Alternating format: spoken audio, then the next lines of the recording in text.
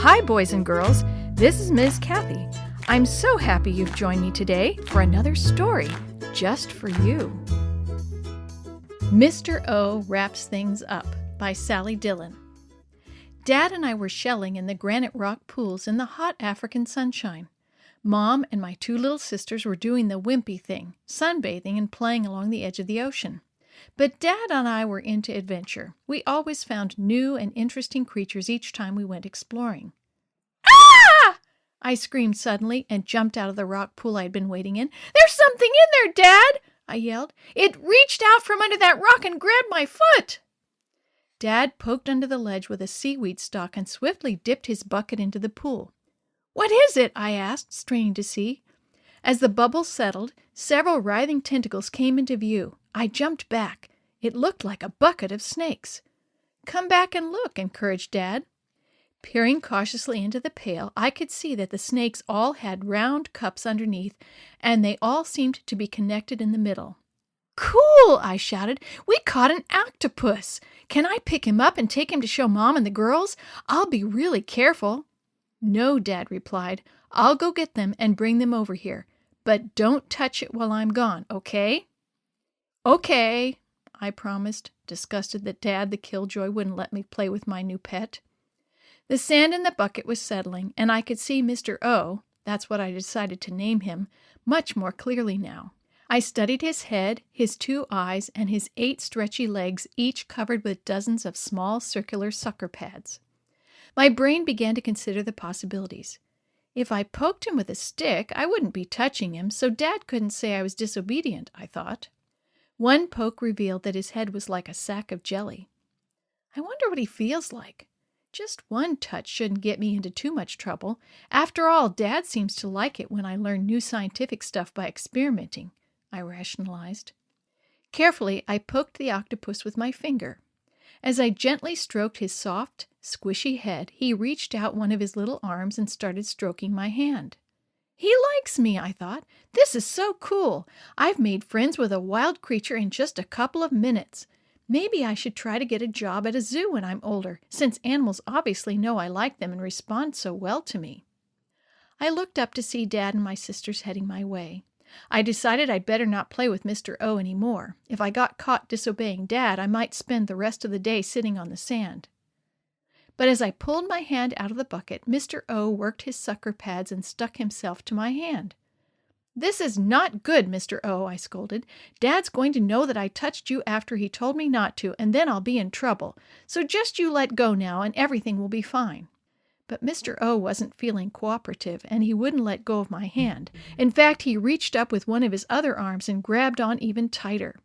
I was losing my patience. Pets are supposed to do what you tell them, but my new pet was getting me into trouble. I'll just have to deal firmly with him, I decided. So I tried to pry his arms off with my other hand.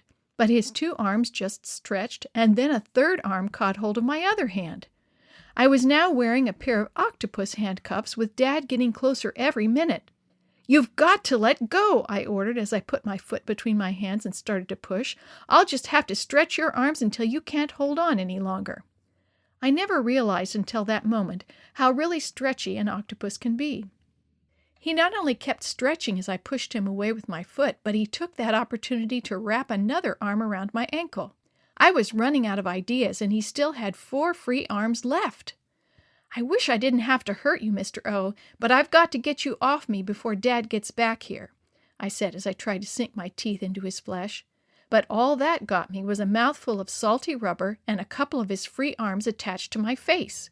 Just then Dad came over the rocks. My face, arms, and legs were wrapped tightly with octopus tentacles. I was caught. It was obvious that I had disobeyed. What would he say? What would he do? I cringed, waiting for my sentence to be pronounced. Dad took in the scene. Let's get you out of this, he said. Dad started peeling Mr. O's arms off me and winding them around his own big arm. It took several minutes, but finally the transfer was complete. I was free. Like most sea creatures, Mr. O couldn't last too long out of the water, and so as his strength slowly waned, his grip loosened. Finally, Dad was able to peel Mr. O off without any resistance. But Mr. O had left his mark. All over Dad's arms were small purple circles where Mr. O had attached his sucker pads. It was 2 weeks before the marks of my disobedience disappeared. Dad never did scold me, ground me, suspend my allowance, or any of the other things he could have used to punish me for disobeying. But whenever I saw his arms for the next 2 weeks, I was reminded that he had suffered the consequences of my disobedience, and I knew how much he loved me, even when I did something wrong.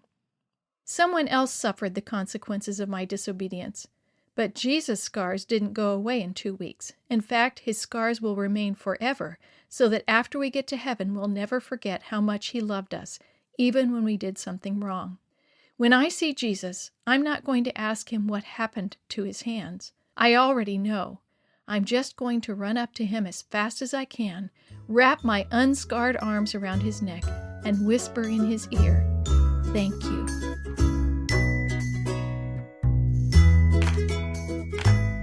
The story you have heard today is from Guide's Greatest Stories, written by various authors and compiled by Randy Fischel, and used with permission from the Pacific Press Publishing Association.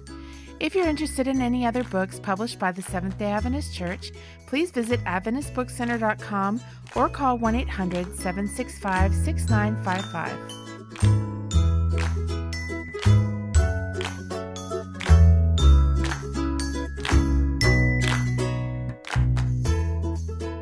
This podcast is a production of the Carolina Conference of the Seventh-day Adventist Church.